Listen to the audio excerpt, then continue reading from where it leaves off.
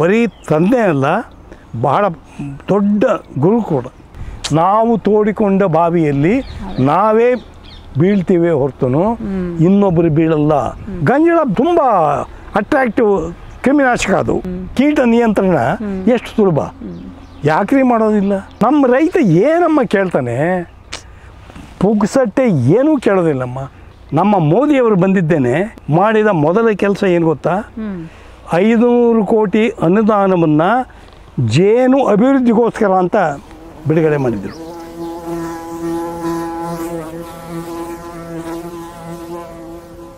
ನಮಸ್ಕಾರ. ಲೀಲಾಜಾಲ ವೀಕ್ಷಕರಿಗೆಲ್ಲ ಹೃತ್ಪೂರ್ವಕವಾದಂಥ ಸ್ವಾಗತ ಹಾಗೂ ವಿಶೇಷ ವಂದನೆಗಳು.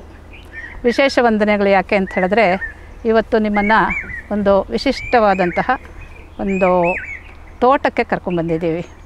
ಈ ತೋಟ ಇರೋದು ಹಿರಿಯೂರು ತಾಲೂಕಿನಲ್ಲಿ.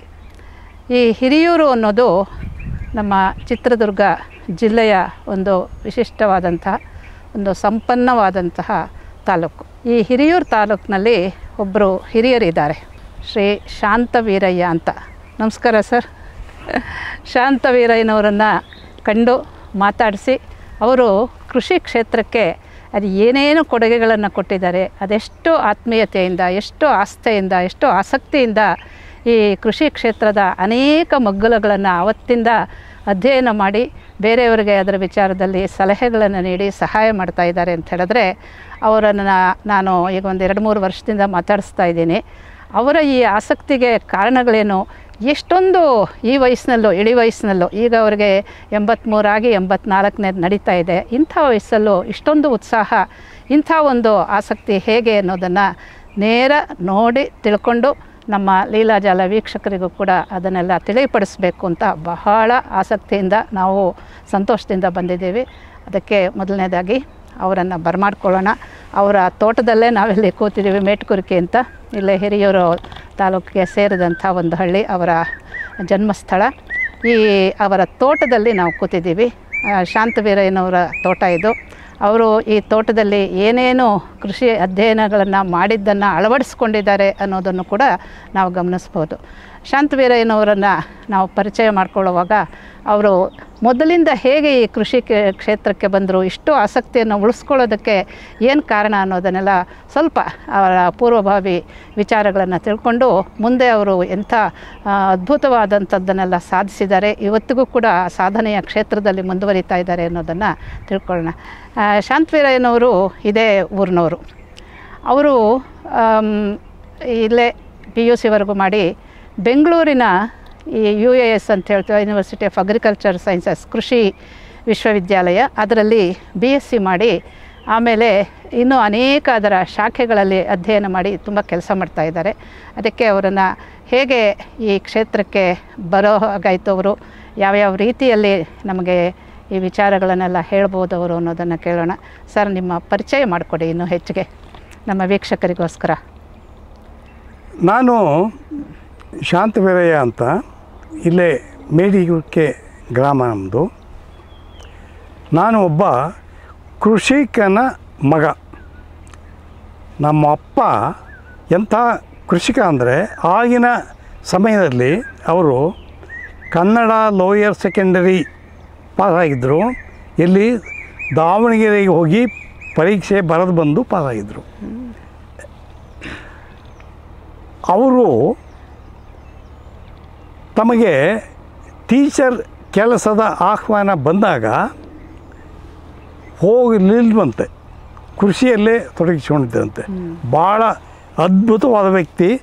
ನನಗೆ ಬರೀ ತಂದೆ ಅಲ್ಲ, ಬಹಳ ದೊಡ್ಡ ಗುರು ಕೂಡ. ಅವರಿಗೆ ತಿಳಿದಷ್ಟು ಕೃಷಿಯಲ್ಲಿ ಅವ್ರ ಸುತ್ತಮುತ್ತಲೂ ಯಾರಿಗೂ ತಿಳಿದಿರಲಿಲ್ಲ. ಎಲ್ಲರೂ ಅವ್ರ ಹತ್ರ ಸಲಹೆ ಕೇಳ್ಕೊಂಡು ಬರ್ತಿದ್ರು. ಅಷ್ಟೇ ಅಲ್ಲ, ಅವರು ಪಶುವೈದ್ಯರು ಕೂಡ. ಅದು ದೊಡ್ಡ ಕತೆ. ಅದು ಪಶುವೈದ್ಯರ ಇದನ್ನು ಹೇಳ್ಬೇಕಂದ್ರೆ ಎಂತೆಂಥ ಜೀವಗಳನ್ನು ಅವರು ಉಳಿಸಿದ್ದಾರೆ. ನಾನು ಅವತ್ತಿನಿಂದ ಇವತ್ತಿನವರೆಗೂ ಕೃಷಿಯನ್ನು ಬಿಟ್ಟು ಬದುಕೇ ಇಲ್ಲ, ಆ ತೀರ್ಮಾನದಲ್ಲೇ ನಾನು ಬದುಕಿದ್ದೀನಿ. ಇವತ್ತಿಗೂ ನನಗೆ ಈ ನನ್ನ ಕೃಷಿ ಕ್ಷೇತ್ರಕ್ಕೆ ಬಂದರೆ ವಾಪಸ್ ಹೋಗಬೇಕಂತಲೇ ಅನಿಸೋಲ್ಲ. ಎಷ್ಟೋ ಸಾರಿ ಊಟ ಹೋಗಲಿ ಬಿಡು ಅಂತೀನಿ. ಅಷ್ಟು ನನಗೆ ಈ ಕೃಷಿಯಲ್ಲಿ ಆಸಕ್ತಿ. ಅಂದರೆ ತಾವು ಕೃಷಿಕರ ಮನೆಯಲ್ಲೇ ಹುಟ್ಟಿ ತಂದೆಯಿಂದಲೇ ಆ ಕೃಷಿ ಜ್ಞಾನವನ್ನು ಕೂಡ ನೇರವಾಗಿ ಪಡ್ಕೊಂಡು ಅದರಲ್ಲೇ ಬದುಕ್ತಾ ಇದ್ದೀರಾ. ಭಾಳ ಸಂತೋಷದಿಂದ ಬದುಕ್ತಾ ಇದ್ದೀರಾ. ಅಷ್ಟೇ ನಿಮ್ಮ ತಂದೆಯವ್ರ ಹಾಗೇ ಸುತ್ತಮುತ್ತ ಜನಕ್ಕೆ ಬಹಳ ಸಹಾಯ ಮಾಡ್ತಿದ್ದಾರೆ. ಸರ್, ನಿಮಗೆ ಈ ಕೃಷಿ ಕ್ಷೇತ್ರದಲ್ಲಿ ತುಂಬ ವಿಶೇಷವಾದಂಥ ಪರಿಣತಿಗಳಿದೆ, ಕೌಶಲ್ಯಗಳನ್ನು ಬೆಳೆಸ್ಕೊಂಡಿದ್ದೀರಾ ನೀವು. ಅದರಲ್ಲಿ ಈ ವಾಟರ್ ಶೆಡ್ ಮ್ಯಾನೇಜ್ಮೆಂಟ್ ಅಂತ ಅನ್ನೋದು ಒಂದು. ನಾವು ಬಹುಮಟ್ಟಿಗೆ ಮಳೆ ಆಧಾರಿತ ಕೃಷಿ ನಮ್ಮದು. ಆ ಸಂದರ್ಭದಲ್ಲಿ ಈ ವಾಟರ್ ಶೆಡ್ ಮ್ಯಾನೇಜ್ಮೆಂಟ್ ಬಹಳ ಮುಖ್ಯ ಆಗುತ್ತೆ. ಅದ್ರ ಬಗ್ಗೆ ಸ್ವಲ್ಪ ಹೇಳಿ ಸರ್. ಯಾಕೆಂದರೆ ನೀವೇ ನಿಮ್ಮ ತೋಟದಲ್ಲಿ ಅದನ್ನೆಲ್ಲ ಅಳವಡಿಸ್ಕೊಂಡಿದ್ದೀರಾ. ನಮ್ಮ ಇತರ ಕೃಷಿಕರಿಗೂ ಕೂಡ ಇದರಿಂದ ಸಹಾಯ ಆಗ್ಬೋದು. ಹೇಳಿ ಸರ್, ಈ ವಾಟರ್ ಶೆಡ್ ಮ್ಯಾನೇಜ್ಮೆಂಟ್ ಅಂದರೆ ನಿಮಗೆ 2 ಸಂಗತಿಗಳು ನಾನು ಹೇಳ್ತೀನಿ. ಈ ವರ್ಷ ನೋಡಿ, ಬಹುದೊಡ್ಡ ಬರಗಾಲ, ಮೆಕ್ಕೆಜೋಳ ಹೂವು ಬರ್ತಿದ್ದಂಗೆ ಹೋಯಿತು, ಶೇಂಗಾ ಇನ್ನೂ ಇದು ಬರ್ತಿದ್ದಂಗೆ ಹೋಯಿತು. ಬಹುತೇಕ ಬೆಳೆಗಳು ಸರಿಯಾಗಿ ಹದವಾಗಿ ಮಳೆ ಬಂದು ಸಮಯಕ್ಕೆ ಸರಿಯಾಗಿ, ನಾವು ಇದನ್ನು ಸಂದಿಗ್ಧ ಸಮಯ ಅಂತ ಹೇಳ್ತೀವಿ. ಆವಾಗ ಒಂದು ನೀರು ಕೊಟ್ಟುಬಿಟ್ರೆ ನಮ್ಮ ರೈತರಿಗೆ ಯಾರೂ ಬೇಡ, ಏನೂ ಬೇಡ, ಯಾವ ರಿಯಾಯಿತಿ ಬೇಡ, ನಮಗೆ ನಾವೇ ಮಹಾರಾಜರು. ಅದು ಒಂದನ್ನು ನಮ್ಮ ಸರ್ಕಾರಗಳು ಮಾಡಿದ್ದೇ ಆದರೆ ಅದರದ್ದು ನಿಮಗೆ 1-2 ಸನ್ನಿವೇಶಗಳು ನಿಮಗೆ ಕೊಡ್ತೀನಿ. ಈ ವರ್ಷದ್ದು ಹೀಗಾಗಿ ಜನ ಕಂಗಾಲಾಗಿ ಹೋಗಿಬಿಟ್ರು. 2005ರಲ್ಲಿ ಇಂಥದ್ದೇ ಒಂದು ಪರಿಸ್ಥಿತಿ ಬಂದಿತ್ತು. ಆವಾಗ ನಾನು ಯಾವಾಗಲೂ ಎಲ್ಲ ಕಡೆ, ನಮ್ಮ ರಾಜ್ಯದ ಎಲ್ಲ ಕಡೆ ಓಡಾಡ್ತಾ ಇರ್ತೇನೆ. ಆವಾಗ ನನಗೆ ಚನ್ನಗಿರಿಯಲ್ಲಿ 3 ದಿವಸ ವಸತಿ ಮಾಡುವಂಥ ಸನ್ನಿವೇಶ ಬಂದಿತ್ತು. ನೋಡ್ತೀನಿ, ಆ ಕಡೆ ಅಡಿಕೆ, ಈ ಕಡೆ ಅಡಿಕೆ, ಹಿಂದೆ ಅಡಿಕೆ, ಮುಂದೆ ಅಡಿಕೆ ಎಲ್ಲ ಸುಳಿ ಮುರಿದು ಬಿದ್ದಿದೆ. ಒಂದೇ ವರ್ಷ ಮಳೆ ಹೋಗಿರೋದು, 85ರಲ್ಲಿ ಮಳೆ ಇದಾಯಿತು. ಆಗ ನಂದು ಬಾವಿ ಮಾತ್ರ ಇತ್ತು, ಬೋರ್ ಇರಲಿಲ್ಲ. ಪಕ್ಕದಲ್ಲೆಲ್ಲ ಬೋರ್ಗಳು ಹಾಕಿಸ್ಬೇಕು ಅಂದ್ಕೊಂಡ್ಬಿಟ್ಟು ಎಲ್ಲ ಇನ್ನೂ ಆಳಕ್ಕೆ ಹಾಕ್ಸೋಣ, ಇನ್ನೂ ಇದು ಮಾಡೋಣ. ನನ್ನ ಮಗನಿಗೆ ಹೇಳಿದೆ, ಲೇ, ಬೋರ್ ಹಾಕ್ಸಿದ್ರೆ ನೀರು ಬರೋಲ್ಲ ಕಣೋ, ಮಳೆ ನೀರನ್ನು ಮೊದಲು ಹಿಡಿದಿರಬೇಕು, ಒಳಕ್ಕೆ ನೀರು ಬಿಡಿದರೆ ನಿನ್ಗೆ ಎಲ್ಲಿಂದ ಬರುತ್ತೋ ನೀರು ಅಂತಂದು ಹೇಳಿಬಿಟ್ಟು, ಇದು 5 ಎಕರೆ ನಾನು ವಿಶಿಷ್ಟ ರೀತಿಯಲ್ಲಿ ವಾಟರ್ ಶೆಡ್ ಮ್ಯಾನೇಜ್ಮೆಂಟ್ ಪ್ರಾಕ್ಟೀಸ್ ಅದನ್ನು ಮಾಡಿದೆ. ನೀವು ನಂಬ್ತಿರೋ ಇಲ್ಲೋ, ಇದಕ್ಕೆ ನಾನು ನಮ್ಮ ಇಲಾಖೆಯಲ್ಲಿ, ಕೃಷಿ ಇಲಾಖೆಯಲ್ಲಿ ಅಲ್ಲೇ ಇದ್ದು ಬಂದವನು, ಅಲ್ಲೇ ಎಷ್ಟೋ ದಿವಸ ಸರ್ವಿಸ್ ಮಾಡಿದವನು, ಈ ಥರ ಒಂದು ವ್ಯವಸ್ಥೆ ಮಾಡೋಣ ಅಂದರೆ, ಸರ್ ಅದಕ್ಕೆ ಪ್ರಾವಿಷನ್ ಇಲ್ಲ ಸರ್ ಅಂದ್ಬಿಟ್ರು. ಹೋಗಯ್ಯ, ನೀನು ಪ್ರಾವಿಷನ್ನು ಬೇಡ, ಏನು ಬೇಡ ಅಂದ್ಕೊಂಡು ನಾನೇ ಪ್ರತಿ ಒಂದೊಂದು 20 ಅಡಿಗೆ 6ರಿಂದ 8 ಮೀಟ್ರಿಗೆ ಒಂದು ಅಡ್ಡ ಚರಂಡಿ, ಏನು ಇಳಿಕಲಿಗೆ ಅಡ್ಡಲಾಗಿ, ಇದನ್ನು ಪ್ರಾಯೋಗಿಕವಾಗಿ ಮಾಡಬೇಕು ಅಂತ ಈ ಕಡೆ ಬರೀ ಒಂದು ಈ ಟ್ರ್ಯಾಕ್ಟರ್ ನೇಗಿಲ ಸಾಲು, ಆಮೇಲೆ ಕೆಲವು ಗುಂಡಿ, ಇದು ಎಂಥ ಪರಿಣಾಮ ಅಂದರೆ 85 ಮುಗೀತು, 86ಕ್ಕೆ ಮಳೆ ಬಂತು.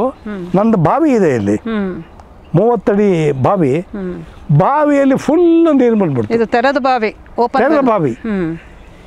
ಏನು ಈ ನಮ್ಮಲ್ಲಿ ಬರುವಂಥ ತರಬೇತಿಗೆ ಬರುವಂಥ ಮಕ್ಕಳು ಅದು ಏನು ಆನಂದ ಪಟ್ಟರು, ಎಷ್ಟು ಈಜಾಡಿಕೊಂಡು ಇದು ಮಾಡಿದರು, ನನಗೆ ಅದನ್ನು ಹೇಳಿ ಇವತ್ತಿಗೂ ಹೇಳ್ತೀನಿ. ನಮ್ಮ ಸರ್ಕಾರಗಳು ಯಾವುದೋ ಚಿಂತೆ ಮಾಡದೇ ವಾಟರ್ ಶೆಡ್ ಮ್ಯಾನೇಜ್ಮೆಂಟ್, ಮಳೆಯ ಪ್ರತಿಯೊಂದು ಹನಿ ನೀರನ್ನು ಸ್ಥಳದಲ್ಲೇ ಇಂಗಿಸುವಂಥ ಹೆಚ್ಚಾದ ನೀರನ್ನು ಫಾರಮ್ ಪಾಂಡ್ ವಗೈರೆ ಅಥವಾ ಈ ಥರ ಓಪನ್ ವೆಲ್ ಮಾಡಿಬಿಟ್ಟು ಅದು ಮುಂದಕ್ಕೆ ಪ್ರವಾಹವಾಗಿ ಮುಂದಕ್ಕೆ ಹರಿದು ಹೋಗ್ಕೊಡ್ದು. ಮುಂದಕ್ಕೆ ಹೋಗಿದ್ದೆಲ್ಲ ವ್ಯರ್ಥ, ಅದು ಯಾರಿಗೂ ಸಿಕ್ಕಲ್ಲ, ನನಗೂ ಸಿಕ್ಕಲ್ಲ, ನಿಮಗೂ ಸಿಕ್ಕಲ್ಲ. ಆದರೆ ಕೆಳಕ್ಕೆ ಇಳಿದಂಥ ನೀರಿದೆಯಲ್ಲ, ಇಂಥ ಇದನ್ನು ನೀವೆಲ್ಲನ ಕೊಡ್ರಿ. ನಿಮಗೆ ಅಷ್ಟೆಲ್ಲ ಹೇಳೋದು ಬೇಡ, ಒಂದು ಯಾವ್ದಾರ ಒಂದು ಗ್ರಾಮವನ್ನು ದತ್ತು ಮಾಡಿಕೊಳ್ಳ್ರಿ. ನಾನು ನಿಮಗೆ ಕಣ್ಣಾರೆ ಮಾಡಿ ತೋರಿಸ್ತೇನೆ. ನಾನು ಇಟ್ಸ್ ಮೈ ಚಾಲೆಂಜ್. ಯಾಕೆಂದರೆ ನನ್ನ ನಂದು ಸುಮಾರು ಒಂದು 40 ಎಕರೆ ಜಮೀನಿದೆ. ಪ್ರತಿಯೊಂದು ಎಕರೆಯಲ್ಲೂ ನನ್ನ ಇದರಲ್ಲಿ ಬಿದ್ದಂಥ ನೀರು ಅಲ್ಲೇ ಹಿಂಗಬೇಕು, ಆ ಥರ ಇದನ್ನು ಮಾಡಿದ್ದೆ ನಾನು. ನಿಜವಾಗ್ಲೂ ಈ ಥರ ಮಾಡಿ ಆ ಹೆಚ್ಚುವರಿ ನೀರನ್ನು ನಮ್ಮಲ್ಲಿ ಮುಂಗಾರು ಎರಾಟಿಕ್, ನಂಬಿಕೆನೇ ಇಲ್ಲ, ಹೆಂಗೆಂಗೋ ಬರ್ತದೆ. ಬಂದ ನೀರನ್ನು, ಹೆಚ್ಚುವರಿ ನೀರನ್ನು ಪ್ರತಿಯೊಂದು ಹೊಲಕ್ಕೂ ಒಂದೊಂದು ಫಾರಮ್ ಮಾಡಿ 1 ಎಕರೆಗೆ ಇಂತಿಷ್ಟು ಅಂತ ಇರುತ್ತೆ, ನೀರಾವರಿಗೆ ಇಷ್ಟು CFT ಬೇಕು ಅಂತ, ಆ ಪ್ರಮಾಣದ ಒಂದು ಮಾಡಿ. ಇನ್ನು ದೊಡ್ಡ ಹೊಲ ದೊಡ್ಡ ಪ್ರಮಾಣದ ಮಾಡಿ. ಮಳೆಯ ನೀರನ್ನು ನೀವು ಮಾಡ್ದಲೇ ಕೃಷಿಕನಿಗೆ ನೀವು ಯಾವ ರೀತಿಯಲ್ಲೂ ಸಹಾಯ ಮಾಡೋದಿಲ್ಲ. ಮಳೆ ಅಲ್ಲದೇ ನಿಮಗೆ ನೀರು ಎಲ್ಲಿಂದ ಬರುತ್ತೆ ರೀ? ನೀರಿದೆ 72% ಇಡೀ ಗ್ಲೋಬಲ್ಲಿ ಸಮುದ್ರದಲ್ಲಿ ಸಾಕಷ್ಟಿದೆ. ನಿಮಗೆ ಎಲ್ರಿ ಬರುತ್ತೆ? ನಿಮಗೆ ಬರಬೇಕೆಂದ್ರೆ ಆವಿ ಆಗಬೇಕು, ನೈಋತ್ಯ ಮಾರುತಗಳು ಬರಬೇಕು, ನಿಮಗೆ ಬರಬೇಕು. ಬಿದ್ದಂಥ ಮಳೆಯನ್ನು ಜೋಪಾನ ಮಾಡ್ದಲೆ ಏನೇನೋ ಆಟಗಳಾಡಿ ನಾನು ಏನೇನೋ ಮಾಡ್ತೀನಿ, ಅಲ್ಲಿಂದ ತರ್ತೀನಿ, ಇಲ್ಲಿಂದ ತರ್ತೀನಿ, ಯಾರಿಗೆ ಕೊಡಬೇಕು ನೀರನ್ನು? ಎಂಥ ಇದ್ರಿ ಇದು? ಅಪ್ರಬುದ್ಧ ವ್ಯವಹಾರ ಇದು. ಸರ್, ತಾವು ಇಷ್ಟೊಂದು ಚೆನ್ನಾಗಿ ಸರಳವಾದಂಥ ರೀತಿಯಲ್ಲಿ ಮಾಡಿ ತೋರಿಸಿದ್ದೀರಾ, ಅದ್ರ ಬಗ್ಗೆ ಹೇಳ್ತಿದ್ದೀರಾ. ಕೃಷಿ ಇಲಾಖೆನವರು ಅದಕ್ಕೆ ಪ್ರಾವಿಷನ್ ಇಲ್ಲ ಅಂತ ಹೇಳಿದ್ರೆ ಎಂಥ ದುರಂತ ಸರ್ ಇದು. ಈಗ ನಿಮ್ಮಂಥ ತಜ್ಞರನ್ನು ನೋಡಿ ಕೇಳಿ ಅವರು ನಿಮ್ಮ ಸಲಹೆ ಪಡ್ಕೊಂಡು ಕೆಲಸ ಮಾಡೋದಲ್ವಾ? ಯಾವ ಕೃಷಿ ಇಲಾಖೆ ಸರ್ ಇದು? ಆಶ್ಚರ್ಯ ಆಗ್ತಾ ಇದೆ. ಅಯ್ಯೋ ದೇವರೇ, ಇದಕ್ಕೆ ಹೇಳ್ತೀನಿ ಕೇಳಿ. ನನಗೆ ಈಗ ಇವೆರಡು ವಿಷಯ ಇದನ್ನು ಬಿಟ್ಬಿಟ್ಟಿದ್ದೀನಿ ನಾನೀಗ. ವಾಟರ್ ಶೆಡ್ದು ಯಾತಕ್ಕೆ ಅಂದರೆ ವಾಟರ್ ಶೆಡ್ದು ಎಲ್ಲರೂ ಮಾತಾಡ್ತಾರೆ, ಗಾಳಿ. ನಾನು ಇದರಲ್ಲಿ ಊಟಿನಲ್ಲಿ ತರಬೇತಿಗೆ ಹೋದಾಗ ಆ ಸಾಯಿಲ್ ಕನ್ಸರ್ವೇಷನ್ ಇವನು ನಮ್ಮ ಒಬ್ಬ ರಿಸೋರ್ಸ್ ಪರ್ಸನ್ನು ಹೇಳ್ತಾ ಇದ್ದ, ಮಾತಾಡ್ತಾನೆ ಕೊನೆಗೆ ಇದು it will become soil conservation ಅಂತ ಅವನು ಹೇಳ್ದಂಗೆ ಆಗಿದೆ ಇಲ್ಲಿ ಹೇಳ್ಬೇಕಂದ್ರೆ. ಇದನ್ನು ಪ್ರಾಕ್ಟಿಕಲಿ ಇಂಪ್ಲಿಮೆಂಟ್ ಮಾಡಬೇಕು. ಪ್ರಾಕ್ಟಿಕಲಿ ಇಂಪ್ಲಿಮೆಂಟ್ ಮಾಡಬೇಕಾದ್ರೆ ನಿಮಗೆ ಆ ಬುದ್ಧಿ ಬೇಕು. ಮತ್ತು ಒಂದು ಗ್ರಾಮವನ್ನು ತಗೊಂಡು ಅಡಾಪ್ಟ್ ಮಾಡಿಕೊಡ್ರಿ. ಎಷ್ಟು ಖರ್ಚಾಗುತ್ತೆ ರೀ ನಿಮಗೆ? ಮಾಡಿರಿ. ಮಾಡೋಕ್ಕಾಗಲ್ವಾ? ಖಂಡಿತ ಆಗುತ್ತೆ. ಯಾಕೆ ಮಾಡೋದಿಲ್ಲ ನೀವು? ನನಗೆ ಅಲ್ಲ, ನಾನು ನಿಮಗೆ ಕಣ್ಣಾರೆ ತೋರಿಸ್ತಾ ಇದ್ದೀನಲ್ಲ, ಇದಕ್ಕಿಂತ ಉದಾಹರಣೆ ಬೇಕೆ? ನಾನು ನನ್ನ ಹೊಲದಲ್ಲಿ ಮಾಡಬಹುದೇ ಹೊರತು ನನ್ನ ಕೈಲಿ ಜಗತ್ತಿಗೆಲ್ಲ ಮಾಡೋಕ್ಕಾಗುತ್ತಾ? ಅಲ್ವೇ? ಆಗಲ್ಲ. ತೋರಿಸಿದ್ದೀನಿ. ಎಷ್ಟು ಜನ ನಾನು ಇದನ್ನೆಲ್ಲ ವಿಡಿಯೋ ಮಾಡಿಟ್ಟಿದ್ದೀನಿ. ನಮ್ಮದು ವಾಟರ್ ಶೆಡ್ ಮ್ಯಾನೇಜ್ಮೆಂಟು ಆ ಬಾವಿನಲ್ಲಿ ಒಣಗಿ ಹೋಗಿರೋದು, ನೀರು ಬಂದಿರೋದು, ಅಲ್ಲಿ ಮಕ್ಕಳೆಲ್ಲ ಬಿದ್ದು ಈಜಾಡಿ ಸಂತೋಷ ಪಡೋದು. ಏನು ರೀ ಈ ಬೇಸಿಗೆನಲ್ಲಿ 30 ಅಡಿ ಆದ ಬಾವಿನಲ್ಲಿ ಈಜಾಡೋದೊಂದು ಎಂಥ ಸುದೈವ ರೀ. ಇದನ್ನು ನೀವು ಮಾಡಬೇಕಪ್ಪ. ಇದನ್ನು ಮಾಡ್ದಲ್ಲೇ ನೀವು ಯಾವ ಯೋಜನೆ ಹಾಕ್ಕೊಂಡ್ರು ಇದು ವ್ಯರ್ಥ ಕಣ್ರಿ. ಮೊಟ್ಟ ಮೊದಲು ಮಳೆ ಮಾತ್ರ ನೀರು ಇದನ್ನು ನೀವು ನೆನಪಲ್ಲಿ ಇಟ್ಕೋಬೇಕು. ನಾ ಎಲ್ಲೋ ಅಪ್ಪರ್ ಭದ್ರಾ ತರ್ತೀನಿ, ಇನ್ಯಾವುದೋ ಕಾವೇರಿ ತರ್ತೀನಿ, ಅವೆಲ್ಲ ಆಗೋದಿಲ್ಲ ಸರ್. ಅದೆಲ್ಲ ಆಗಲಿ, ನಾನು ಬೇಡ ಅನ್ನಲ್ಲ, ಮಾಡಿರಿ. ಜೊತೆಗೆ ಪ್ರತಿಯೊಂದು ಹನಿ ನೀರನ್ನು ನಿಮ್ಮ ಬಿದ್ದ ಜಾಗದಲ್ಲಿ ಹಿಂಸೋದಕ್ಕೆ ಮಾಡಿರಿ. ಇದನ್ನು ಮಾಡ್ದಲೇ ನೀವು ಏನು ಮಾಡಿದ್ರು ಅದು 100ಕ್ಕೆ 100 ವ್ಯರ್ಥ. ಸೊ ಇದೇ ವಾಟರ್ ಶೆಡ್ ಮ್ಯಾನೇಜ್ಮೆಂಟ್.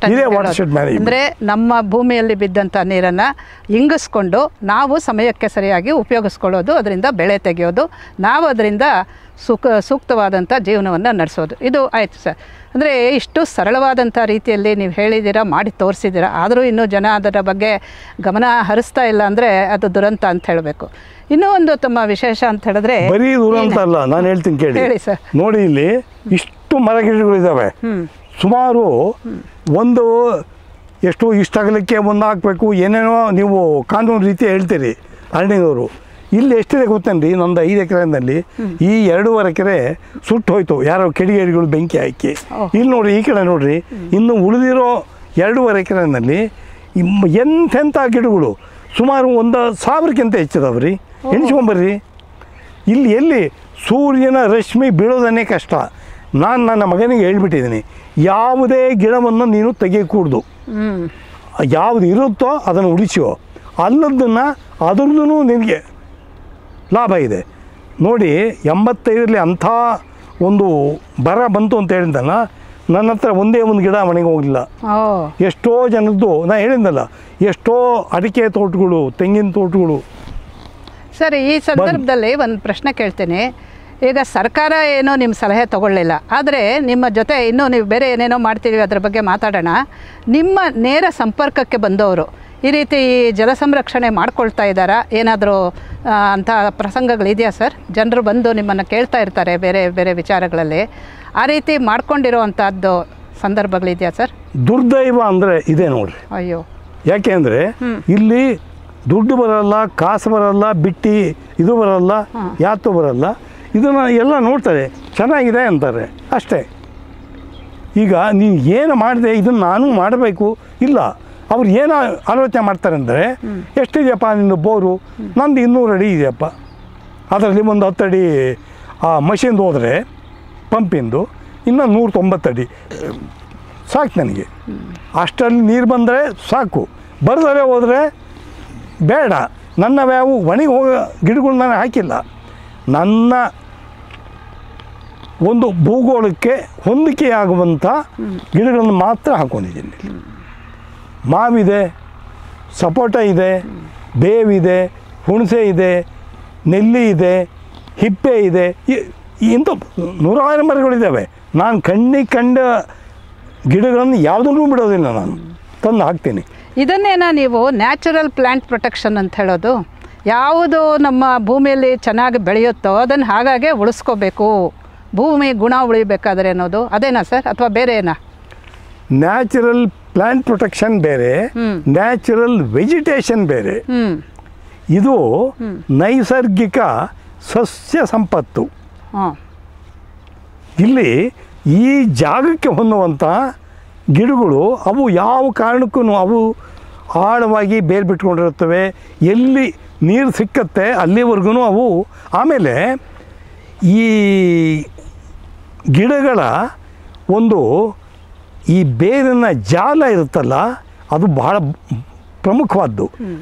ಅಲ್ಲೇ ಸಾಯಿಲ್ ವಾಟರ್ ಅಂತ ಉಳಿಯುತ್ತೆ. ಅಷ್ಟು ಜಾಗದ ನೀರನ್ನು ನೀವು ಏನು ಮಾಡಿದರೂ ಕಿತ್ತಾಕೋದಕ್ಕಾಗಲ್ಲ, ಅದನ್ನು ಉಳಿಸ್ಕೊಳುತ್ತೆ. ಅದನ್ನು ಬೇರುಗಳು ಅಂದರೆ ನಮ್ಮ ಇಡೀ ವಿಶ್ವ ಈ ಥರ ಈ ಸಸ್ಯಗಳ ಬೇರುಗಳಿಂದ ಆವೃತವಾಗಿದ್ದರೆ ಎಲ್ಲೂ ಬರೋದಕ್ಕೆ ಸಾಧ್ಯವೇ ಇಲ್ಲ. ವೆಜಿಟೇಷನ್ ಇರಬೇಕು, ವೆಜಿಟೇಷನ್ ಬೇಕು. ಇದನ್ನು ನೈಸರ್ಗಿಕ ಸಸ್ಯ ಸಂಪತ್ತು ಅಂತಾರೆ. ಇದನ್ನು ನ್ಯಾಚುರಲ್ ಪ್ಲ್ಯಾಂಟ್ ಪ್ರೊಟೆಕ್ಷನ್ ಅದು ಬೇರೆ, ಆ ವಿಭಾಗನೇ ಬೇರೆ. ನ್ಯಾಚುರಲ್ ಪ್ಲ್ಯಾಂಟ್ ಪ್ರೊಟೆಕ್ಷನ್ಗೆ ಬಂದಾಗ ನೀವು ಕೇಳಿಬಿಟ್ರಿ, ಅದು ಬಹುದೊಡ್ಡ ಸಬ್ಜೆಕ್ಟು. ಹೇಳ್ತೀನಿ ಕೇಳಿ. ಈಗ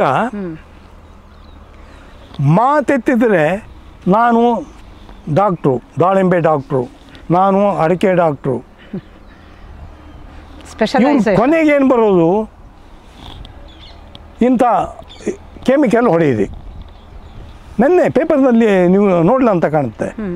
ಏನು ಎಷ್ಟು ಲಕ್ಷಾಂತರ ಜೇನುಗಳು ಬಿದ್ದು ಸತ್ತೋದು ಅಂತ.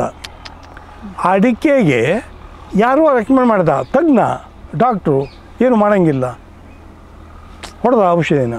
ಅವನಿಗೆ ಈ ಕಡೆ ಅಡಿಕೆನೂ ಇಲ್ಲ, ಗಿಡನೂ ಇಲ್ಲ.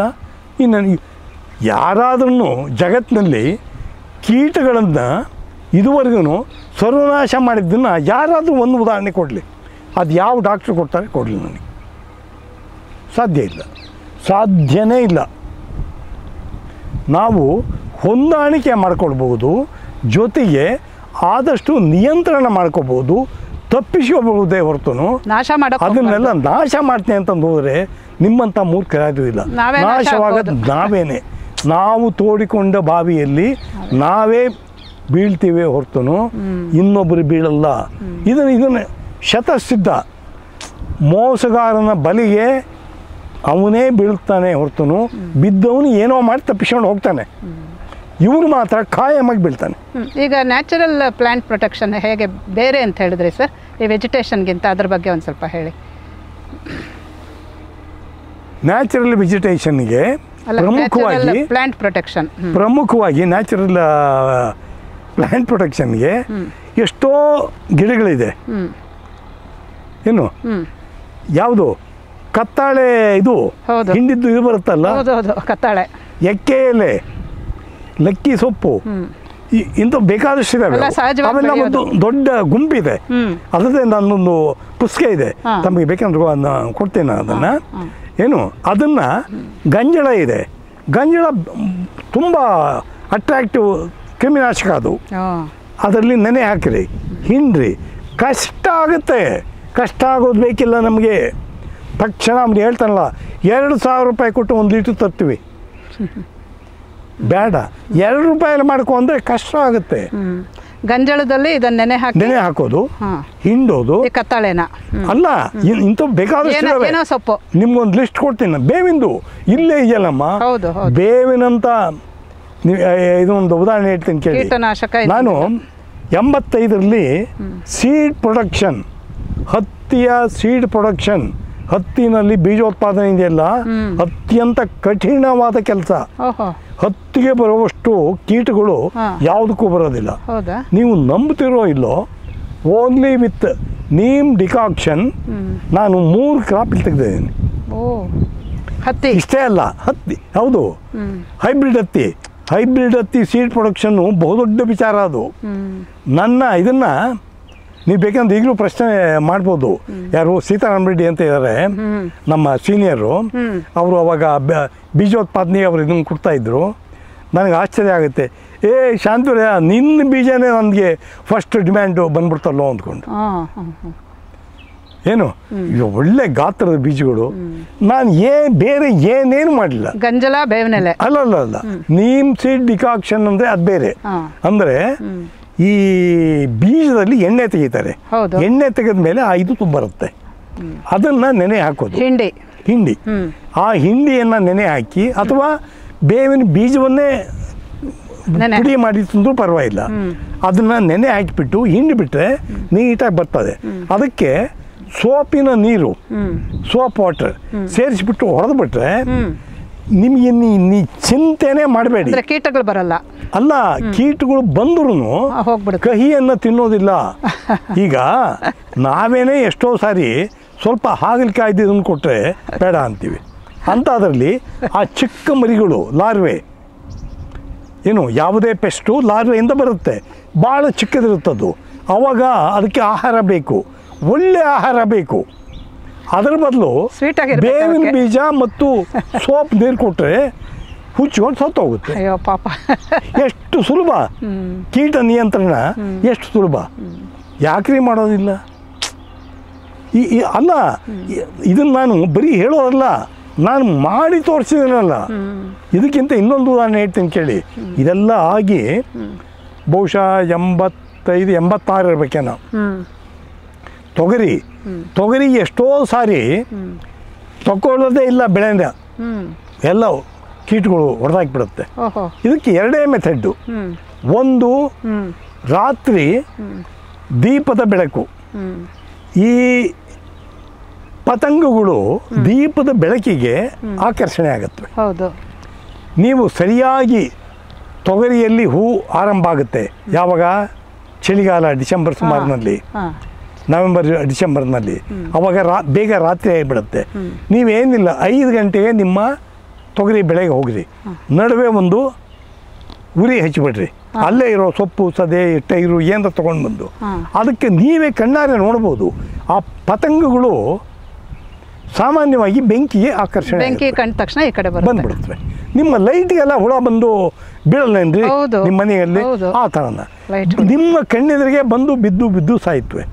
ಅಂದರೆ ಯಾವುದೇ ಕೀಟ ಮೊದಲ ಹಂತದಲ್ಲಿ ಒಂದು 10-20 ಇರುತ್ತೆ. ಅದು 2ನೇ ಹಂತದಲ್ಲಿ 10 × 200,000 ಆಗಿಬಿಡುತ್ತೆ. ಆವಾಗ ನೀವು ಸರ್ವನಾಶ. ನಾವು ಮೊದಲನೇ ಹಂತದಲ್ಲೇ ಆ ಪತಂಗಗಳನ್ನು ಆಕರ್ಷಿಸಿ ಅಲ್ಲಿ ಅದನ್ನು ಬೀಳಿಸಿ ಕೊಂದುಬಿಟ್ರೆ ಇನ್ನು ಅಕಸ್ಮಾತ್ 1-2 ಉಳ್ಕೊಂಡಿರುತ್ತೆ, ಹೋಗಲಿ ಬಿಡು, ಏನು ಪರವಾಗಿಲ್ಲ. ಇದು ಮೊದಲನೆಯ. ಇದು ಸಿದ್ಧಾಂತ ಅಷ್ಟೇ ಅಲ್ಲ, ಆಮೇಲೆ ಎರಡನೇ ಸಲ neem seed decoction. Neem seed ಸಿಗಲ್ಲ ಅಂದರೆ ನಿಮಗೆ ಬೇಕಾದಷ್ಟು ಸಿಗುತ್ತೆ. ಒಂದು ಬಾರ್ ಸೋಪು ಎಷ್ಟು ಸುಲಭ ರೀ. ಅವಾಗ 86ರಲ್ಲಿ ನಾನು ಒಂದು ಡೆಮಾನ್ಸ್ಟ್ರೇಷನ್ ಬ್ಲಾಕ್ ತಗೊಂಡೆ ಇಲ್ಲಿ 20 ಹೆಕ್ಟೇರ್ 50 ಎಕರೆ. ನಮ್ಮ ಆಜುಬಾಜು ಸುತ್ತಲಿನ ರೈತರು ಹಣ ಇಲ್ಲಿ ತೊಗರಿ ಬರುತ್ತಾ ಅಂದರು. ಧೈರ್ಯವಾಗಿ ಹಾಕಯ್ಯ, ನಾನು ಹಾಕಲ್ವಾ ಅಂತ ಅಂದೆ. 20 ಎಕರೆಗೆ ಸೀಡ್ ಕಾರ್ಪೊರೇಷನಿಂದ ತೊಗರಿ ಬೀಜಗಳನ್ನು ತೊಗೊಂಡು ಬಂದು ಹಾಕಿದ್ವಿ. ಇದಕ್ಕೆ ಏನು ನ್ಯಾಚುರಲ್ ಪ್ಲಾಂಟ್ ಪ್ರೊಟೆಕ್ಷನ್ ಇಷ್ಟೇ. ರಾತ್ರಿ ಅಲ್ಲಿ ಹೋಗಿಬಿಟ್ಟು ಇದನ್ನು ಬೆಳಕನ್ನು ಮಾಡೋದು. ಆ ಬೆಳಕಿಗೆ ಇವಾಗ ಬೆಳಕಿಗೆ ಇದೆಲ್ಲ ಬಂದಿದೆ ಸೋಲಾರ್ದು, ಎಷ್ಟು ಸುಲಭ ಗೊತ್ತಾ ಈಗ ಮಾಡೋದು. ಹಚ್ಚಬೇಕಾಗಿಲ್ಲ, ಸೋಲಾರ್ ಲೈಟೇ ಹಾಕ್ಬೋದು. ಆಮೇಲೆ ಇದು ಬಂದ್ಬಿಡುತ್ತೆ ಏನು ನೀಮ್ ಸೀಡ್ ಡಿಕಾಕ್ಷನ್. ಏನು ಸರ್ ಈಗ ನನ್ನ ಸುತ್ತಲಿನ 5-6 ಜನ ರೈತರು ಏನು ಹೇಳಿದ್ರು ಗೊತ್ತೇನಮ್ಮ, ಅಣ್ಣ ನಾವು ಜೀವಮಾನದಲ್ಲಿ ಇಂಥ ಬೆಳೆ ನೋಡಿರಲ್ಲ ಅಣ್ಣ ಅಂತ ಹೇಳಿದ್ರು. ನಿಜವಾಗ್ಲೂ ತೊಗರಿ ಎಲ್ಲ ತಗೊಂಡೋಗಿ ಸೀಡ್ ಕಾರ್ಪೊರೇಷನ್ಗೆ ಕೊಟ್ಟೆ, ಸೀಡ್ಗೆ ಎಲ್ಲ 50 ಎಕರೆದೇನು. ಅಷ್ಟು ಚೆನ್ನಾಗಿ ಎಷ್ಟು ಖುಷಿ ಆಗ್ಬಿಟ್ರು ಗೊತ್ತಾ ಅವರು. ನೋಡಿದ್ರ ಈ ನಾನು ಯಾವುದನ್ನು ಎಷ್ಟು ಸರಳವಾಗಿದೆ ಸರ್ ನಿಮ್ಮ ಉಪಾಯ. ಅಲ್ಲ, ನಾನು ಯಾವುದನ್ನು ನಿಮ್ಮ ಜೊತೆ ಏನು ಮಾತಾಡ್ತೇನಲ್ಲ, ಇಟ್ ಈಸ್ ಹಾರ್ಡ್ ಫೆಲ್ಟ್. ನಾನು ಅನುಭವಿಸಿದ್ದು ಮತ್ತು ನಾನು ಕೈಯಾರೆ ಮಾಡಿದ್ದು. ಇದರಲ್ಲೇನು ಟೋಪಿ ವಿದ್ಯೆ ಏನಿಲ್ಲ. ಕೇಳ್ರಿ, ಅವಾಗ ಯಾರು ಜಾಯಿಂಟ್ ಡೈರೆಕ್ಟರ್ ಸುಬ್ಬಯ್ಯ ಅಂತ ನಿಮಗೆ ನಂಬರ್ ಕೊಡ್ತೇನೆ, ಬೇಕಂದರೆ ಮಾತಾಡಿ ಕೇಳ್ರಿ, ಗೊತ್ತಾಯ್ತಾ. ಅಷ್ಟೇ ಅಲ್ಲ, ಎಲ್ಲೆಲ್ಲಿಂದಲೂ ಬಂದಿದ್ದರು ನಮ್ಮ ಸ್ಟೇಟಿಂದ ಅದನ್ನು ವಿಸಿಟ್ಗೆ. ಒಂದು ಫೀಲ್ಡ್ ಡೇ ಮಾಡಿದ್ವಿ ಅಲ್ಲಿ, ಭಾಳ ಒಳ್ಳೆ ಇದಾಯಿತು. ನ್ಯಾಚುರಲ್ ಪ್ರೊಟೆಕ್ಷನ್ನು, ಪ್ಲಾಂಟ್ ಪ್ರೊಟೆಕ್ಷನ್ನು ಎಷ್ಟು ಸುಲಭ ನಮ್ಮ. ಸರ್ ನಿಮಗೆ ಎಷ್ಟು ಆಸ್ಥೆ ಇದೆ, ಆಸಕ್ತಿ ಇದೆ, ಎಷ್ಟು ಉತ್ಸಾಹ ಇದೆ, ಜನ ನಿಜವಾಗ್ಲೂ ತಿಳ್ಕೊಬೇಕು ಅಂತ ಅನಿಸುತ್ತೆ ಸರ್. ನ್ಯಾಚುರಲ್ ಪ್ಲಾಂಟ್ ಪ್ರೊಟೆಕ್ಷನ್ ಬಗ್ಗೆ ಹೇಳಿದ್ರಿ. ಹೀಗೆ ನೀವು ಎಷ್ಟೊಂದು ಕೌಶಲಗಳನ್ನು ನೀವು ಕರಗತ ಮಾಡಿಕೊಂಡು ಇವತ್ತಿಗೂ ಕೂಡ ಅದ್ರ ಬಗ್ಗೆ ಜನರಿಗೆ ಹೇಳ್ತಿದ್ದೀರಿ ಅಂದರೆ, ಇನ್ನೊಂದು ಹೇಳ್ತೀರಿ ನೀವು ನ್ಯಾಚುರಲ್ ಫಾರ್ಮಿಂಗ್. ಇದೆಲ್ಲ ನಿಮ್ಮ ಸಹಜವಾಗಿ ನಿಮಗೆ ಮೈಗೂಡಿರುವಂತಹ, ಕೈಗೂಡಿರುವಂತಹ, ಇವತ್ತಿಗೂ ಕೆಲಸಕ್ಕೆ ಬರ್ತಾ ಇರೋವಂತಹ ಕೌಶಲಗಳು. ಇದನ್ನು ಜನರಿಗೆ ನೀವು ಹೇಳ್ತಾ ಇದ್ದೀರಿ, ಈಗ ತಾನೇ ಉದಾಹರಣೆ ಹೇಳಿದ್ರಿ. ಆ ಥರ ನ್ಯಾಚುರಲ್ ಫಾರ್ಮಿಂಗ್ ಅಂತ. ಇವಾಗ ನ್ಯಾಚುರಲ್ ಪ್ಲ್ಯಾಂಟ್ ಪ್ರೊಟೆಕ್ಷನ್ ಬಗ್ಗೆ ಹೇಳಿದ್ರಿ, ವಾಟರ್ ಶೆಡ್ ಮ್ಯಾನೇಜ್ಮೆಂಟ್ ಹೇಳಿದ್ರಿ. ಈ ನ್ಯಾಚುರಲ್ ಫಾರ್ಮಿಂಗ್ ಅನ್ನೋದು ಇದೆಲ್ಲದಕ್ಕಿಂತ ಹೇಗೆ ಭಿನ್ನ ಆಗುತ್ತೆ ಸರ್? ಇವುಗಳೆಲ್ಲ ಸಮಗ್ರ ಫಾರ್ಮಿಂಗ್, ನ್ಯಾಚುರಲ್ ಫಾರ್ಮಿಂಗ್. ಇಲ್ಲಿ ನಾವು ಯಾವುದನ್ನು ಹೊರಗಿನ ಇದನ್ನು ತಂದು ಹಾಕಲ್ಲ. ಈಗ ನೋಡಿ, ಈ ಕಡೆ ಬಂದು ನೀವು ಈ ಮರಗಿಡಗಳ ತೊಪ್ಪಲ ಇದೆಯಲ್ಲ, ದೊಡ್ಡ ಗೊಬ್ಬರ. ಎಷ್ಟು ಗೊಬ್ಬರ ಗೊತ್ತಾ? ಇಲ್ಲಿ ಅಷ್ಟೇ, ಇಲ್ಲಿ ಗೊಬ್ಬರ ಎಷ್ಟು ಬಿದ್ದಿದೆ ಅಂದರೆ ಈ ತೊಪ್ಪಲ ಏನು ಸಾಮಾನ್ಯ ಅಲ್ಲ. ನೋಡಿ, ನಮ್ಮ ಮರಗಿಡಗಳಿಗೆ ತಮ್ಮ ಆಹಾರವನ್ನು ತಾವೇ ಸೂರ್ಯನ ಬೆಳಕಿಂದ, ಕೆಳಗಿನ ನೀರಿಂದ ಸಂಪಾದನೆ ಮಾಡಿಕೊಡುತ್ತವೆ. ಮತ್ತು ತಾವು ಉದುರಿಸಿದ ಎಲೆಗಳೇ ತಮಗೆ ಗೊಬ್ಬರ, ಮತ್ತೆ ಗೊಬ್ಬರ ಅಲ್ಲೇ ರಿಗರ್ಜಿಗೇಷನ್ ಅಲ್ಲೇ ಆಗ್ತಾ ಇರುತ್ತೆ. ಎಲ್ಲ ಸೆಲ್ಫ್ ಡಿಪೆಂಡೆಂಟ್ ಇವೆಲ್ಲ. ಮತ್ತು ಮಳೆಯ ನೀರಿನಲ್ಲೇ ನಾವು ಬೆಳಿಬೇಕು. ಇದಕ್ಕೆ ಭಾಳ ವಿಶಿಷ್ಟವಾದ ಇದನ್ನು ಮಾಡಬೇಕು. ಏನು ಇಷ್ಟನ್ನೆಲ್ಲ ಮಾಡಿಬಿಟ್ರೆ ನಮ್ಮ ರೈತ ಏನಮ್ಮ ಕೇಳ್ತಾನೆ? ಪುಗ್ಸಟ್ಟೆ ಏನೂ ಕೇಳೋದಿಲ್ಲಮ್ಮ. ಸರಿಯಾಗಿ ಅವನಿಗೆ ಬಿತ್ತಿದ ಬೆಳೆ ಹಾರ್ವೆಸ್ಟ್ ಮಾಡ್ಕೊಂಬಿಟ್ರೆ ಅವನಂಥ ಮಹಾರಾಜ ಜಗತ್ತಿನಲ್ಲಿ ಯಾವನಿಲ್ಲ. ಹೌದು, ನಮ್ಗೆ ಅಷ್ಟು ಕೊಡೋಕೆ ಆಗ್ತಾಯಿಲ್ಲ. ಅವನ್ನೇ ಬಗದು ನಾವು ತಿಂತೀವಿ ಹೊರತು ಅವನಿಗೆ ನಾವು ಯಾವ ರೀತಿಯಲ್ಲೂ. ಸರ್, ನನಗೆ ಬಹಳ ಆಶ್ಚರ್ಯ ಆಗ್ತಿದೆ, ಬೇಸರ ಆಗ್ತಿದೆ. ಈಗ ನಿಮ್ಮಂಥ ಕೃಷಿ ತಜ್ಞರಿದ್ಕೊಂಡು ಕೆಲಸ ಮಾಡಿಕೊಂಡು ಆ ಅನುಭವದಿಂದಲೇ ಇಷ್ಟೆಲ್ಲ ಮಾಡಿರೋವಾಗ, ಹೇಳ್ತಾ ಇರೋವಾಗ, ಇದನ್ನು ಯಾತಕ್ಕೆ ಕೃಷಿ ಇಲಾಖೆಗಳಾಗಲಿ ಅಥವಾ ಸುತ್ತಮುತ್ತಲಿನ ರೈತರಾಗಲಿ ಪಡ್ಕೊಳ್ತಾ ಇಲ್ಲ ಈ ಅನುಭವದ ಒಂದು ಫಲವನ್ನು ಅನ್ನೋದು ಬಹಳ ಬೇಸರ ತರುವಂಥದ್ದು. ಇವತ್ತು ಮಾತೆತ್ತಿದ್ರೆ ರೈತರ ಬಗ್ಗೆ ಹೇಳ್ತಾರೆ, ರೈತರಿಗೆ ಏನೂ ಇಲ್ಲ ಅಂತ ಬಹಳ ಬೇಸರ ಪಟ್ಕೊಳ್ತಾರೆ. ಅದೆಲ್ಲ ಇರಲಿ ಸರ್. ಆದರೆ ನಮ್ಮ ಈ ವಿಡಿಯೋ ನೋಡೇ ಆದರೂ ಅನೇಕರು ನಿಮ್ಮ ಈ ಪರಿಣತಿಯನ್ನು, ನಿಮ್ಮ ಈ ಕೌಶಲವನ್ನು ಅಳವಡಿಸ್ಕೊಂಡು ಅವರು ಮಹಾರಾಜರಾಗಿ ಬಾಳಲಿ ಸರ್, ನೀವು ಹೇಳ್ತಾ ಇದ್ದೀರಿ.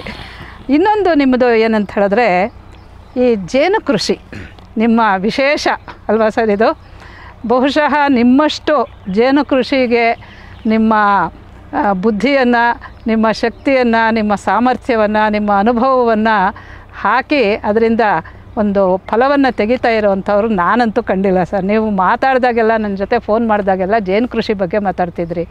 ಎಷ್ಟು ಇಡೀ ಕರ್ನಾಟಕದಲ್ಲಿ ನೀವೇ ಹೇಳ್ಕೊಂಡಿದ್ದಾರೆ, ಬಿಜಾಪುರದಿಂದ ಹಿಡಿದು BR ಹಿಲ್ಸ್ವರೆಗೂ ಓಡಾಡಿ ಜನರಿಗೆ ಈ ಟ್ರೈನಿಂಗ್ ಕ್ಯಾಂಪ್ಗಳನ್ನು ಮಾಡಿದ್ದೀರಿ.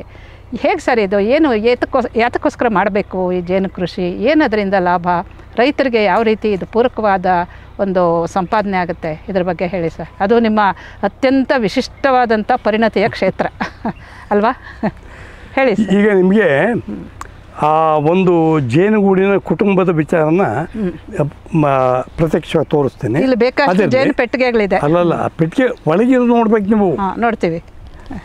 ನಾ ಹೇಳ್ತೀನಿ, ಇದುವರೆಗೂ ಜೈ ಜವಾನ್ ಜೈ ಕಿಸಾನ್ ಅನ್ನ ಎರಡು ಇದನ್ನು ಕೇಳಿದ್ವಿ ನಾವು. ಹೌದು. ಏನು ಘೋಷಣೆಗಳನ್ನು ಲಾಲ್ ಬಹದ್ದೂರ್ ಶಾಸ್ತ್ರಿ ಅವರು ಕೊಟ್ಟಿದ್ದು. ಆಯ್ತಲ್ಲ, ನಿಜವಾಗ್ಲೂ ಲಾಲ್ ಬಹದ್ದೂರ್ ಶಾಸ್ತ್ರಿ ಅವರಿಗೆ ನಮಸ್ಕಾರ ಮಾಡಬೇಕು, ಕೈ ಎತ್ತಿ ಮುಗಿಬೇಕು. ಈಗ ನಮ್ಮ ಮೋದಿಯವರು ಬಂದಿದ್ದೇನೆ, ಜೈ ಜೇನ್ ಜೈ ಜೇನು. ನೋಡಮ್ಮ, ಇವರು ಮೊಟ್ಟ ಮೊದಲು ಅಧಿಕಾರಕ್ಕೆ ಹೋಗ್ತಾ ಇದ್ದಂಗೆ ಮಾಡಿದ ಮೊದಲ ಕೆಲಸ ಏನು ಗೊತ್ತಾ? 500 ಕೋಟಿ ಅನುದಾನವನ್ನು ಜೇನು ಅಭಿವೃದ್ಧಿಗೋಸ್ಕರ ಅಂತ ಬಿಡುಗಡೆ ಮಾಡಿದರು. ಯಾರು? ಮೋದಿಯವರು. ಓಹೋ, ಅವರು ಮಾಡಿದ ಮೊಟ್ಟ ಮೊದಲ ಕೆಲಸ. ಮತ್ತೊಂದು ಹೇಳ್ತೀನಿ ನೋಡಿ, ಇದೆಲ್ಲ ಯಾರು ಹೇಳೋದೇ ಇಲ್ಲ ಸರ್, ನೀವು ಹೇಳ್ತಾ ಇದ್ದೀರಿ.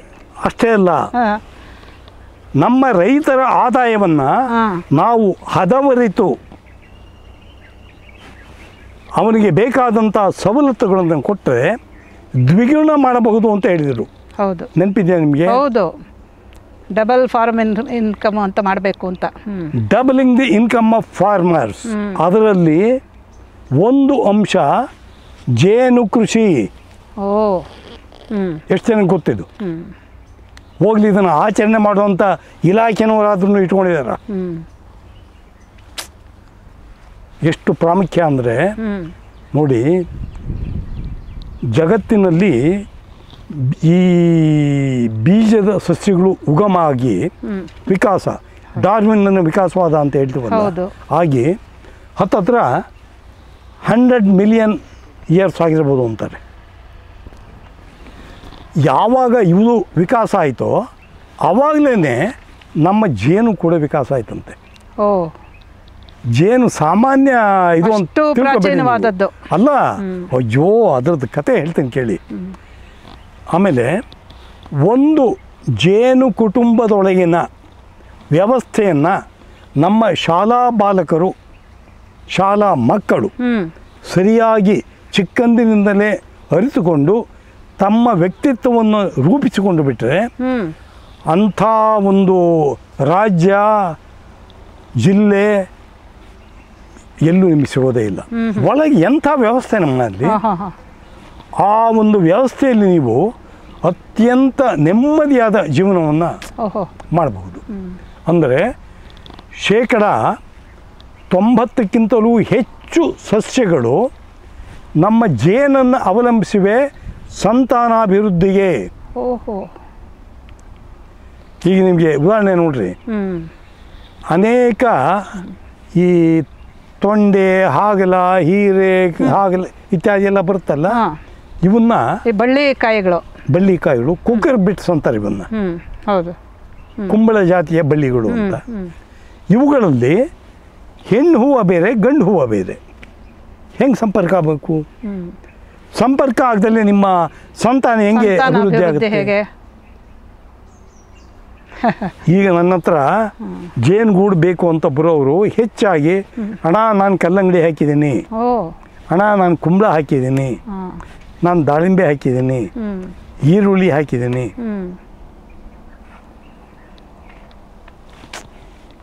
ಈಗ ಅದಕ್ಕೆ ನನ್ನ ಹತ್ರ ಜಾಸ್ತಿ ಬರ್ತಾರೆ. ಅಂತಂದರೆ ಈ ನಮ್ಮ ಜೇನು ಹೋಗದಲ್ಲೇ ಹೋದರೆ ಒಂದು ಸಣ್ಣ ಕತೆ ಹೇಳ್ಬಿಡ್ತೀನಿ. ಅಲ್ಲಿ ಕಾಯಿ ಬಿಡಲ್ಲ. ನಿಲ್. ಏನು ಆಶ್ಚರ್ಯ ಸರ್. ನಿಲ್. ಒಬ್ಬ ನನಗೆ ಫೋನ್ ಮಾಡ್ದ, ಅಣ್ಣ ಈರುಳ್ಳಿ ಬೀಜಕ್ಕೆ ಹಾಕಿದ್ದೀನಿ, ಎಲ್ಲ ಜೊಳ್ಳು ಆಗ್ತಾ ಇದ್ದಾವೆ ಅಂದ. ಯಾಕಪ್ಪ ಜೇನುಗಳು ಬರ್ತಾ ಇಲ್ವಾ ಅಂದೆ. ಇಲ್ಲ ಅಣ್ಣ ಅಂತಂದ. ಏನು ಮಾಡಿದೀಯ? ಔಷಧಿ ಹೊಡೆದು ಬಿಟ್ಟಿದ್ದೀನಿ. ಏನು ಔಷಧಿ? ಅದು ತಿಂಗಳಾನ್ಗಟ್ಟಲೆ ರೆಸಿಡ್ಯೂಯಲ್ ಎಫೆಕ್ಟ್, ಉಳಿಕೆ ಪರಿಣಾಮ. ಅಂದರೆ ಅಷ್ಟರ ಮೇಲೆ ಹೋದ್ರೂ ಸತ್ತು ಹೋಗಬೇಕು ಅಲ್ಲಿ ಹೋದವು. ಮತ್ತು ಇವು ಒಂದು ಸಾರಿ ಒಂದೋ ಎರಡೋ ಸಾಯೋವರೆಗೂ ನೋಡ್ತವೆ. ಭಾಳ ಅತ್ಯಂತ ಸೂಕ್ಷ್ಮ ಕುಶಲ ಇವುಗಳು ಇರುವಂಥ ಬ್ರೈನು ಬುದ್ಧಿ ಜಗತ್ತಿನಲ್ಲಿ ಇದುವರೆಗೂ ಯಾರಿಗೂ ವಿಕಾಸ ಆಗಿಲ್ಲ. Highest evolution of brain with honey bee. ನೀವು ಯಾರು ನಂಬಕ್ಕೆ ಆಗಲ್ಲ. ಅದರ ಜೀವನ ವ್ಯವಸ್ಥೆನೇ ಆಗಿದೆ ಅಲ್ವಾ? ಅಲ್ಲ, ಇನ್ನೂ ನಾನು ಏನು ಒಳಕ್ಕೆ ಹೋಗಿಲ್ಲ, ಬರೀ ಏನು ಹೇಳ್ತಾ ಇದ್ದೀನಿ. ಅಲ್ಲಿಂದ ಆಯಿತು ಎಷ್ಟಿದೆಯಪ್ಪ ಅಂತಂದೆ. ಹಣ 12 ಎಕರೆಗೆ ಆಗಿಬಿಟ್ಟಿದ್ದೀನಿ, ಹಾಳಾಗೋಗ್ಬಿಟ್ಟು ನಾನು ಲಕ್ಷಾಂತರ ರೂಪಾಯಿ ಖರ್ಚು ಮಾಡಿಬಿಟ್ಟಿದ್ದೀನಿ. ಸಾಮಾನ್ಯವಾಗಿ 1/4 ಎಕರೆನೋ 2 ಗುಂಟೆನೋ ಹಾಕ್ಕೊಂಡ್ರೆ ಅವರಿಗೆ ಎಲ್ಲೋ ನೇಚರಲ್ಲಿರೋವಂಥವೆಲ್ಲ ಬಂದು ಮಾಡ್ತವೆ. 12 ಎಕರೆಗೆ ಆಗುವಷ್ಟು ಜೇನುಗಳು ಬರಬೇಕು ಅಂದರೆ ಜೊತೆಗೆ ಔಷಧಿ ಬೇರೆ ಹೊಡೆದಾನೆ. ಅಯ್ಯ ಕೆಟ್ಟೆ ನೀನು. ಆಯಿತು ಬಾ, ನಿನಗೆ ನಾನು ಒಂದು ಸ್ವಲ್ಪ ಜೇನುಗೂಡು ಕೊಡ್ತೀನಿ, ತೊಗೊಂಡೋಗಿ ಇಟ್ಕೋ. ವರ್ಕೌಟ್ ಆಗುತ್ತೆ. ಮೊದಲು ಅದಕ್ಕೇನು ಬೇಕು ಎಲ್ಲ ಏರ್ಪಾಡು ಏನೇನು ಮಾಡಬೇಕು ಅಂತ ಅವನಿಗೆಲ್ಲ ಸಲಹೆ ಕೊಟ್ಟೆ. ಕೆಟ್ಟ ಮೇಲೆ ಬಂದ್ರು ಅವರು, ಮೊದಲೇ ಬರ್ಬೋದಾಗೆ. ಕೆಟ್ಟ ಮೇಲೆ ಬುದ್ಧಿ ಬಂತು ನಿಮ್ಮನ್ನು ಮೊದಲೇ ಕೇಳಿದ್ರು. ಆಮೇಲೆ ಅಣ್ಣ ಹೆಂಗೋ ಉಳ್ಕೊಬಿಟ್ರಣ್ಣ, ಖರ್ಚು ಬಂತು ಅಂದ. ಅಷ್ಟು ಹೋದ್ಮೇಲೂ ಅಂತೂ ಇಷ್ಟರ ಮಟ್ಟಿಗೆ ಉಳೀತು. ನಮ್ಮ ಜೇನಿಗೆ ಎಷ್ಟು ಪ್ರಾಶಸ್ತ್ಯ ಇದೆ ಇವತ್ತು ಅಂದರೆ, ಅಡಿಕೆ ಹೇಳಿದ್ನಲ್ಲ, ಅಡಿಕೆಗೆ ಇವರಿಗೆ ಆ ಹುಳ ಸಾಯಿಸೋದು ಬೇಕೋ ಅಡಿಕೆ ಬೇಕೋ ಅರ್ಥ ಆಗಲ್ವ ಇವರಿಗೆ. ಜೇನು ಹೋಗದಲ್ಲ ಹೋದರೆ ಅದು ಅಷ್ಟೇ. ತೆಂಗು, ಕಂಗು, ತಾಳೆ ಇವೇನು ಇದಾವಲ್ಲ ಇವೆಲ್ಲನ ಯೂನಿಸೆಕ್ಷುಯಲ್, ಗಂಡು ಬೇರೆ ಹೆಣ್ಣು ಬೇರೆ. ಇನ್ನೂ ಕೆಲವು ಸೋಜಿಗೆ ಸಂಪರ್ಕ ಸಾಧನನೇ ಜೇನು. ಜೇನು ಹೋಗಲೇಬೇಕು. ಜೇನು ಯಾತಕ್ಕೆ ಹೋಗುತ್ತೆ? ನಿಮ್ಮನ್ನು ಗಂಡ ಹೆಂಡತಿ ಕೂಡಿಸ್ನೆ ಅಂತ ಹೋಗಲ್ಲ. ತನಗಲ್ಲಿ ಪರಾಗ ಮತ್ತು ಮಕರಂದ ಇದೆಯಲ್ಲ, ಅದು ಇದರ ಆಹಾರ, ಅದಕ್ಕೆ ಬೇಕು. ಅದಕ್ಕೋಸ್ಕರ ಅದನ್ನ ಕಲೆಕ್ಟ್ ಮಾಡೋಕ್ಕೆ ಅಂತ ಹೋಗುತ್ತೆ. ಮೈ ಮೇಲಿರೋ ಕೂದಲಿಗೆ ಪರಾಗ ಅಂಟ್ಕೊಳ್ಳುತ್ತೆ, ಇದು ಅಲ್ಲಿಗೆ ಹೋಗುತ್ತೆ, ಅದು ಇಲ್ಲಿಗೆ ಬರುತ್ತೆ, ಪರಾಗ ಸ್ಪರ್ಶ ಆಗಿಬಿಡುತ್ತೆ. ನಿಮ್ಗೇನು ಏನಾಗಿ ಹೆಂಗೋ ಆಗುತ್ತೆ ಬೆಳೆ. ಇವ್ರಿಗೆ ಇದು ಒಬ್ರಿಗೂ ಗೊತ್ತಿಲ್ಲ. ನೀರನ್ನು ಏನೋ ಮಾಡಿ ತರ್ತೀರಿ, ಇದೇ ಕಂಪ್ಲೀಟ್ ನಿಸ್ಸಂತಾನ ಆಗೋದ್ರೆ ಎಲ್ಲಿಂದ ತರ್ತೀರಿ ಅಲ್ವಾ? ಇನ್ನೊಂದು ಹೇಳ್ತೀನಿ ಕೇಳಿ. ಸ್ವಲ್ಪ ದಿವಸ ಹಿಂದೆ ಡೆಲ್ಲಿಯಿಂದ ಒಂದು ಫೋನ್ ಬಂತ ನನಗೆ. ಅವನು ಆಕ್ಸೆಂಟ್ ನೋಡಿಕೊಂಡು where from you are speaking ಅಂತಂದೆ. ಡೆಲ್ಲಿ ಅಂತಂದೆ. ನಂದು ಡೌನ್ ಟು ಅರ್ತ್ ಇದು ನಾನು ಇದು ಮಾಡಬೇಕಾಗಿದೆ. In other states honey bees are declared endangered species. What's the position in India? ನನ್ನ ನಂಬರ್ ಅವನು ಹೆಂಗೆ ತೊಗೊಂಡು ಏನೋ ಗೊತ್ತಿಲ್ಲ. ನನಗೆ ಇದ್ದಾರೆ, ಇಲ್ಲ ನನಗೆ ಹಲವು ಪರಿಚಯದವರು ಇದ್ದಾರೆ ಬೇರೆ ಬೇರೆ ಸ್ಟೇಟಲ್ಲಿ. ಜಮ್ಮುನಲ್ಲಿ ಆತನ ಬರಬೇಕಾಯ್ತು ಇಷ್ಟೊತ್ತಿಗೆ. ಆತನು ವಿ.ಸಿ. ಒಳ್ಳೆ ತಜ್ಞ ಆತನು, ಜೈನರಲ್ಲಿ. ಆತ ನನಗೆ ಒಳ್ಳೆ ಕಾಂಟ್ಯಾಕ್ಟ್ ಇದೆ. ಕೇರಳದಲ್ಲೂ ಒಬ್ಬ ಇದ್ದಾನೆ. ಫೋನ್ ಮಾಡಿದವ್ರು ಯಾರು? ಇಲಾಖೆನವರ? ಯಾವಾಗ? ಅಲ್ಲ, ಈಗ ಫೋನ್ ಮಾಡಿದ್ರು ಯಾರು? ಅಲ್ಲ, ಪತ್ರಕರ್ತ. ಓ ಸರಿ. ಪತ್ರಕರ್ತ ಫೋನ್ ಮಾಡಿ ಹಿಂಗಂದ, I am not a authority to tell the entire India, but I can specifically tell about my state. ನನ್ನ ರಾಜ್ಯದ ಬಗ್ಗೆ ಹೇಳ್ತೀನಿ. ಇದುವರೆಗೂ ಏನಾಗಿತ್ತು, ಕೂರ್ಗ್ ಹನಿ ಅಂತಂದರೆ ಎಲ್ಲ ಒಪ್ಪಿಕೊಂಡು ಯಾರು ಅದನ್ನು ಮಾತೇ ಆಡ್ತಿರಲಿಲ್ಲ. ಅವನು ಹೇಳಿದಷ್ಟು ಬೆಲೆ ಕೊಟ್ಟು ತೊಗೊಂಡು ಬಂದ್ಬಿಟ್ಟು ಬ್ರ್ಯಾಂಡ್ ಕೂರ್ಗ್ ಹನಿ ಅಂತ ಬ್ರ್ಯಾಂಡು. ಇದು ನಾನು ಅಲ್ಲಿ ನೋಡಿದ್ದು ಯಾವಾಗ ಅಂದರೆ ಬಿಟ್ವೀನ್ 82 to 84. ಒಂದೊಂದು ವಿಲೇಜಲ್ಲೂ ಈ ಜೇನು ಸೊಸೈಟಿಗಳು ಡೈರಿಗೆ ಹಾಲು ಹಾಕ್ತಂಗೆ ತೊಗೊಂಡು ಬಂದು ಹಾಕ್ತಿದ್ರು. ಸುಮ್ಮನೆ ಮನೆ ಬಂದು ಒಂದು 8 ಇಟ್ಕೊಂಡ್ರೆ ಬಂತು ಅವ್ರಿಗೆ ಒಂದು 1 ಕ್ವಿಂಟಾಲ್ 2 ಕ್ವಿಂಟಾಲು ಇದು ಜೇನು. ಎಂಥ ಉತ್ಪಾದನೆ ಇತ್ತಂಬ ಅವಾಗ. ಇದಾದ ಮೇಲೆ ನನಗೆ ಎರಡನೇ ಅವಕಾಶ ಸಿಕ್ಕಿದ್ದು ಯಾವಾಗ ಅಂದರೆ 2010. ನಾನು ಇಲ್ಲಿ ಜೇನು ಮಾಡೋಣ ಅಲ್ಲಿ ಇಲ್ಲಿ ಅಂದ್ಕೊಂಡು ಕೇಳಿದರೆ, ಸರ್ ನಿಮ್ಮ ಹತ್ರ ಪ್ಯೂರ್ ಜೇನಿದ್ರೆ ಕೊಡ್ತೀರಾ ಅಂತ ಕೇಳಿದರು. ಕಪಾಳ ಕೊಡೋಂಗಾಯ್ತು ನನಗೆ.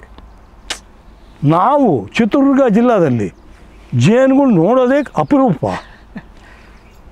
ಒಣ ಜಾಗ. ನನ್ನ ಕೇಳ್ತಿಯಲ್ಲಪ್ಪ ಅಂತಂದೆ. ಇಲ್ಲ ಸರ್, ಈಗ ಹುಡುಕಿದ್ರೂ ಸಿಗೋದಿಲ್ಲ. ಆಮೇಲೆ ನಾನು ಇಲ್ಲಿಂದ ತೊಗೊಂಡೋಗಿ ಅಲ್ಲಿ ನಮ್ಮ ಮಠದ ಇವಿದ್ದಾವೆ ಅಲ್ಲಿಟ್ಟೆ. 1 ಮಂತ್, ಜಸ್ಟ್ 1 ಮಂತ್ ಎಂಥ ಜೇನು ಬಂತಮ್ಮ. ಬಟ್ ಈಗೇನಾಗಿದೆ ಅಲ್ಲಿ ಎಲ್ಲ ಸಿಲ್ವರ್ ಓಕು. ಮೊದಲು ನೆರಳಿಗೆ ಆಲ, ಹತ್ತಿ, ಎಂತೆಂಥವು ಪೊಟ್ರೆ ಇರೋವು ಅಂಥವೆಲ್ಲ ಬೆಳೀತಿದ್ರು. ಮಳೆಗಾಲದಲ್ಲಿ ಅವಕ್ಕೆ ಭಾಳ ಕಷ್ಟ. ಆ ಪೊಟ್ಟೆಗಳಲ್ಲಿ ಹೋಗಿ ಸೇರ್ಕೊಂಡ್ಬಿಡ್ತಿದ್ವು. ಹಾಗಾಗಿ ನ್ಯಾಚುರಲ್ ವೆಜಿಟೇಷನ್. ಆಮೇಲೆ ಈ ಕಳೆಗಳಲ್ಲೆಲ್ಲ ಹೂವು ಬರುತ್ತಲ್ಲ, ಎಂತ ನೋಡಿ ಅಲ್ಲಿ ಕಾಣಿಸುತ್ತಲ್ಲ ಹೂವು, ಎಂಥ ಹೂವು ಆದರೂ ಸರಿಯೇ, ಅದಕ್ಕೇನು ಪರಾಗ ಬೇಕು. ಇವು ಅವಾಗ ಏನು ಮಾಡ್ತವೆ ಅಂದರೆ, ಅಲ್ಲಿ ತಮಗೆ ಬೇಕಾದಷ್ಟು ದಾಸ್ತಾನನ್ನು ಸಂಗ್ರಹ ಮಾಡಿ ಇಟ್ಕೊಂಡಿರುತ್ತದು ಅಭಾವ ಕಾಲಕ್ಕೆ ಅಂತ.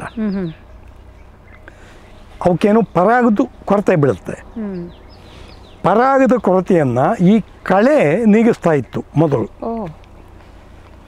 ಇತ್ತೀಚೆಗೆ ಏನು ಮಾಡಿಬಿಟ್ರು, ದುರಾಶೆ ಜನಕ್ಕೆ ಎಷ್ಟು ಬಂದ್ರೂ ಸಾಲದು, ಎಷ್ಟು ಕೋಟಿ ಬಂದ್ರೂ ಸಾಲದು.